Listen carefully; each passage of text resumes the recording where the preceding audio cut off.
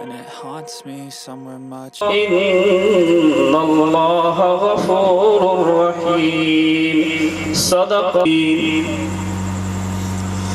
محترم سامعین اعظام،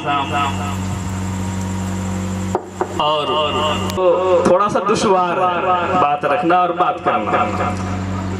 بہرحال میں نے جو آدمی قسم کھاتا ہے من حلف بغیر اللہ فقد کفر و اشرک. یہ حدیث کے الفاظ ہیں. من کے معنی عربی میں ہوتا ہے جو یا وہ. تو جو من حلف، وہ آدمی جو قسم کھاتا ہے بغیر اللہ، اللہ کے علاوہ کی. یا ایوہ النبی اذا جاءک المؤمنات، مومنات اللہ کے رسول صلی اللہ علیہ وسلم کے پاس تشریف لائیں. کس لیے تشریف لائیں؟ یبایعنک. کس لیے تشریف لائیں؟ بیعت کے لیے. بیعت کہتے ہیں کسی چیز کے عہد کے لیے، کسی چیز کے وعدہ کے لیے کہ اللہ کے نبی آپ ہم سے کوئی عہد لیجئے اور ہمیں کچھ نصیحت کیجئے، کچھ واعظ کہیے جس پر ہم عمل کریں، اور ہم آپ سے عہد لیتے ہیں اس بات کا. اب رسول اللہ صلی اللہ علیہ وسلم کے پاس جو عورتیں آئی، تشریف لائیں، تو اللہ کے رسول صلی اللہ علیہ وسلم جو عورتوں سے کچھ کہتے، کچھ واعظ کہتے، کچھ نصیحت فرماتے، اتنے میں اللہ پاک نے آپ صلی اللہ علیہ وسلم کے سینے پر، آپ صلی اللہ علیہ وسلم کے قلب اطہر پر الہام فرمایا. الہام کہتے ہیں جسے ہم عام زبان میں عام طور پہ کہتے ہیں دل میں کسی چیز کا کھٹکنا. تو اسی طریقے سے الہام ہوتا ہے، یعنی اللہ تبارک و تعالیٰ دل میں انبیاء کو کوئی بات ڈالتا ہے، وہ الہام. تعالیٰ نے نبی صلی اللہ علیہ وسلم سے فرمایا کہ اے نبی، جو آپ کے پاس عورتیں آئی ہیں عہد کے لیے، بیعت کے لیے، ان سے آپ جو ہے چند چیزوں کا عہد لیجئے، چند چیزیں ان کو قبول کروائیے، چند چیزیں ان سے بلوائیے کہ وہ اس کے مطابق عمل کریں گے، اس کے مطابق زندگی گزاریں گے. ان چند چیزوں میں سے سب سے پہلی چیز کیا ہے؟ یا ایوہ النبی اذا جاءک المؤمنات یبایعنک علی ان لا یشرکن باللہ.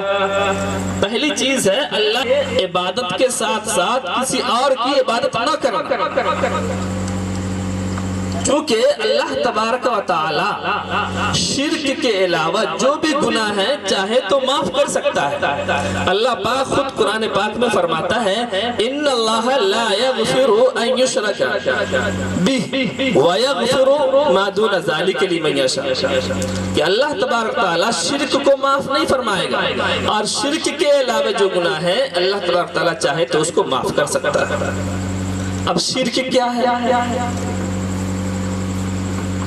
صریح شرک تو یہی ہے کہ اللہ کی بھی عبادت کر رہا ہے اور اللہ کے ساتھ ساتھ دوسرے کی بھی عبادت کر رہا ہے. تو یہ ہوا صریح شرک، مطلب صاف صاف لفظوں میں جو مشہور اور معروف ہے وہ یہ شرک ہے. لیکن شرک کے اور بھی اقسام ہیں، شرک کے اور بھی قسمیں ہیں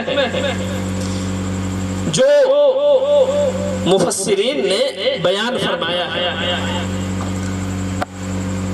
شرک میں اللہ تبارک تعالیٰ کے رسول صلی اللہ علیہ وسلم نے فرمایا جو عام طور سے لوگ زندگی میں قسمیں کھاتے ہیں وہ بھی شرک کے درجے میں آتا ہے.